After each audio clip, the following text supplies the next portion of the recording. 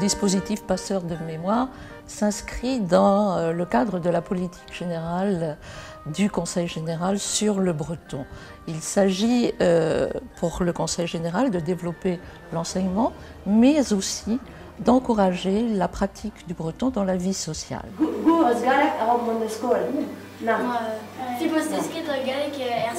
Cette campagne de quêteurs et passeurs de mémoire est un outil maintenant qui est bien identifié, mais qui est mise en place localement, c'est-à-dire entre par exemple une école dans une commune avec une maison de retraite dans la commune. Elle fait partie de cette animation locale et nous en avons sur tout le département du Finistère. Donc animation locale et impulsion départementale. Beswan ar pal n'eke dastum trao, mais kentor ya ar fe deve komzet brezonek etre arumadou, vit krouiliamou hag lakadie vue sokial d'ave buezekor etre arumadou ad. Oui, je lui ai dit, l'embourrement bascon, Chile vraiment l'institutrice. Gelener. Vidan eskemou ben ar fin velosket an dud lib da zibab entem.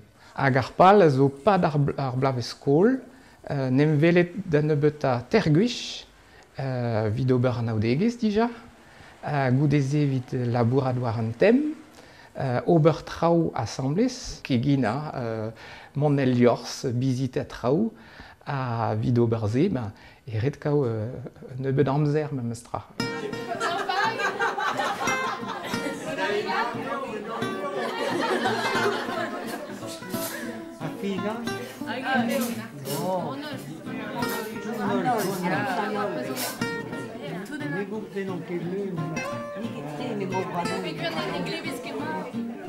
Quand on enquête auprès des personnes, par exemple en établissement pour personnes âgées, le motif d'insatisfaction qui vient en premier lieu, c'est celui de ne pas être assez stimulé par l'extérieur et de ne pas assez sortir. Donc les premiers partisans de l'intergénération, du fait d'être avec les autres et d'être sur les sujets communs et collectifs, ce sont les vieilles personnes. Je pense que c'est important qu'effectivement les différents âges de la vie puissent se croiser indépendamment du fait d'être liés par le fait d'être grands-parents, petits-enfants, adultes. Et je trouve que, en tout cas pour ce qui est des vieilles personnes, elles investissent aussi les liens qui se présentent à elles au moment où, dans le lieu dans lequel elles vivent. Firang montaskol. Ja. Poen even daar bonne café vraiment. Bah ja, poen Ah bah ja. Poen neone. Bah oublie pas ça de wem I kelen zen I timper hag ma godor classat or bouy di babet chez mère père et actrice l'escrivion na très rayon changeb. Ah nezen wem date diver nezen e ti retraite pleven hag urber e we date nezen un dut d'orduled et ichimper. Pénonce soit Neves Kenta à Boaves, 1er janvier. Pénonce des Wa, Arguer, Wechak Cause, Neves Kenta à Boaves. Nabaden Kenta zo be startik war, amzer deon man avait zo dans du di. On a le gouech et wa kalze sort déjà eskem quoi, ne waket hag penons ar poez mouez bro gwenet, petamant poez mouez bro leon, petamant poez mouez ar vro aze, waket un gwalafer a ben a fin tamm ebet an a el gwech déjà quoi.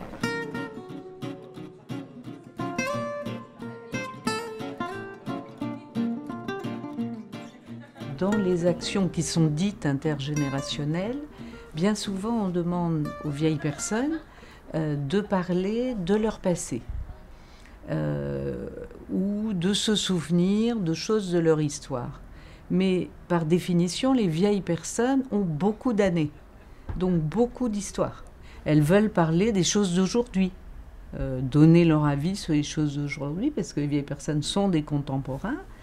et entendre aussi la vie des jeunes, voire se confronter avec la vie des jeunes, voire plaisanter dessus, voilà. Et tu verras un daramprot derrière, déjà, mais ce qu'il y a et oui, matre gelet komz Goethe, peut dire revê un dut, à revê ou istoué revê, mais enfin, juste un darn vrasan oui dies de e komz brehoneg et pas dire mari, hag l'aude ne veut tort, elle mari de square hag za bragoti à dortu coutant bras de gomoni brehoneg, hag bezo l'odal avec pi oui diesor which dans nat no wenche den noes.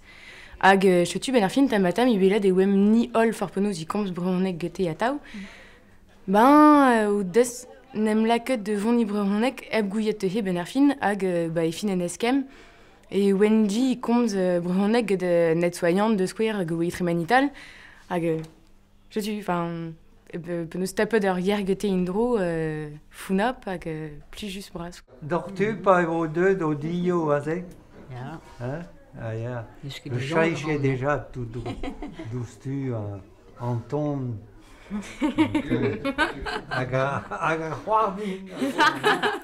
Le plaisir à parler breton, le plaisir retrouvé à voir des jeunes générations parler breton, c'est une certaine continuité qui, à mon avis, ne tient que s'il y a des opportunités après de contenu, de thèmes partagés.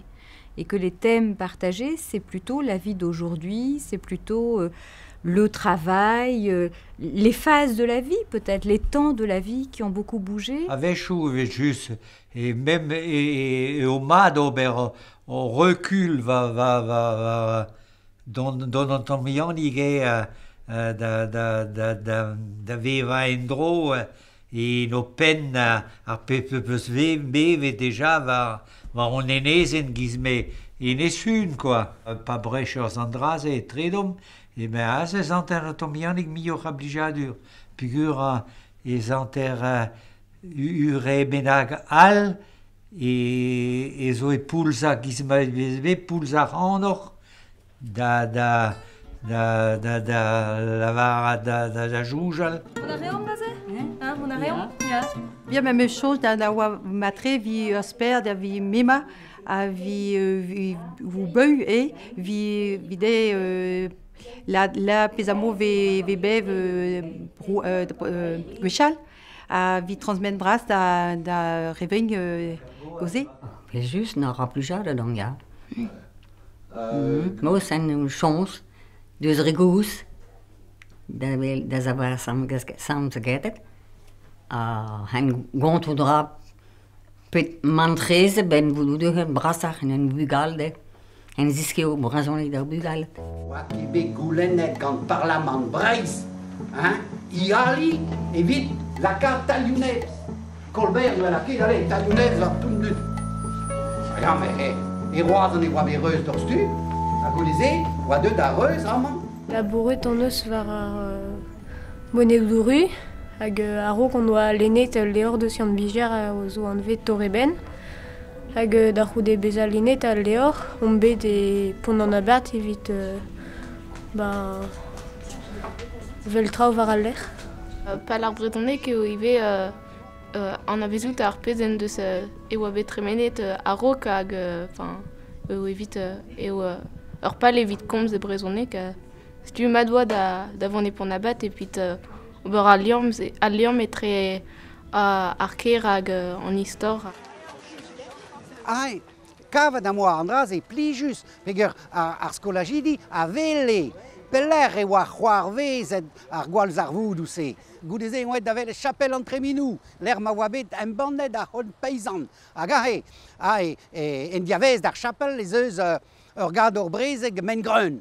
Gant ar c'hoaz, ur groaz e kreiz tout, oa bet en bandet a hon paysan. Hag en oat goulennet diganing, mon e barz ar gardor brezeg men greun, a len un tam de zahod paysan. Giz ma voe begret gwechal, an dra oa giz bas ur c'hoariva lakom. A vo anvet, gant ar bop. Peur vian, pa vez gret an istor gant ar vugale, ben a fin e oa traoù de abel an o deus ket ar sentiment e o beguir, ne ket resis evito, hag a ze fed da len a leor. da gozo d'an istor, da vont war a lec'h. Aze e vezon un tammig test ive quoi deus an istor. An istor a basse e 1553. Hag aze zeus un din deus ar famil, Eurion koz di, Guillaume le Prat, hag a oa bet paket gant pev ar denal, a kaset d'ar galioù. Skriva a esplega a komz deus istor ar vron e brezonek, andra agas ur blas, mejange da gent a tout, ur blas nevez d'an istor, a un dra zo grijienet e barz ar vron, ne ket traoù a gazo deus Paris, traoù a gazo enem gavet amañ, esplegen gant ur skrivagner deus ar vron, a chomet d'an bet memes tra feal d'an istor. Mon badi d'an c'hoat, d'an pler mon digouet. Ben, beaucoup de gens payent d'or, mais très peu ça est froid. Elle est pas. Ja, quand le bac est froid. Mom det am de school di Montreuil, de labor de Gavigual, ar pouez-mouez drevras, bedir ne bablez yusso, ve labour ne me d'achan owenou.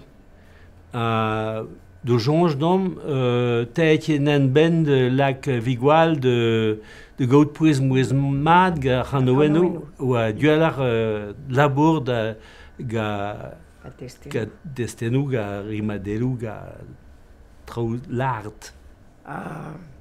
Bon, dommagé, même stra, l'art Vigual, brek fin kin matne, ben eus gezo moins de long, enfin, ça archila un trao, dap tout trao, et sort et tu des danois, quoi. Tugen kemperais, quoi. Tugen kemperais, quoi. Ni comme brezhonek bremañ hag eo an tammig iskis klevout an ar brezhonek se. Ni war penonz war brezhonek ar rokni. Goude e c'hellamp komz gant tud a c'hell komz brezhonek koz.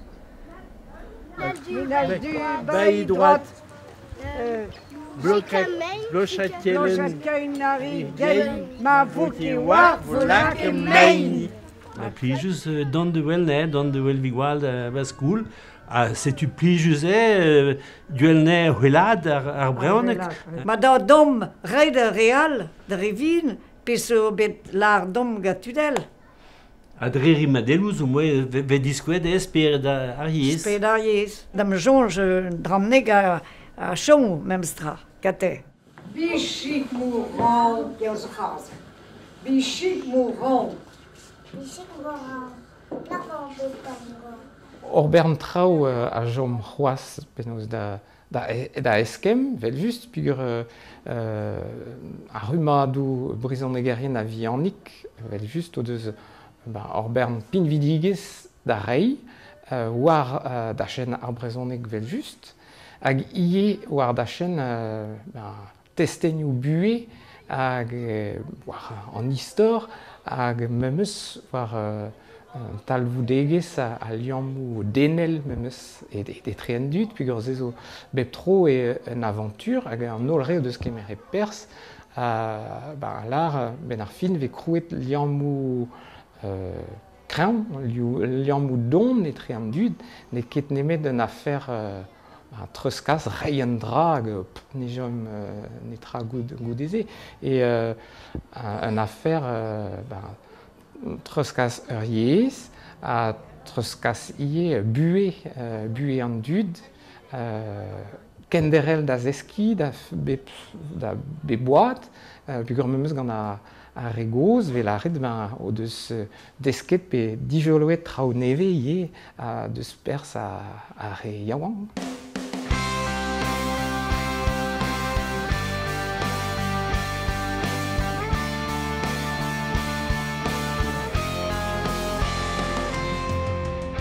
C'est aussi quelque chose d'universel, mais en même temps admettre qu'il y a beaucoup de variations dans les manières d'exister, de faire sa vie aujourd'hui. Je pense que c'est peut-être ce que ce que les jeunes ou les enfants perçoivent, la transmission la plus forte, c'est le breton, mais c'est aussi le fait que les parcours de vie sont extrêmement faits d'opportunités différentes pour les uns et les autres. Mais c'est la vie, quoi.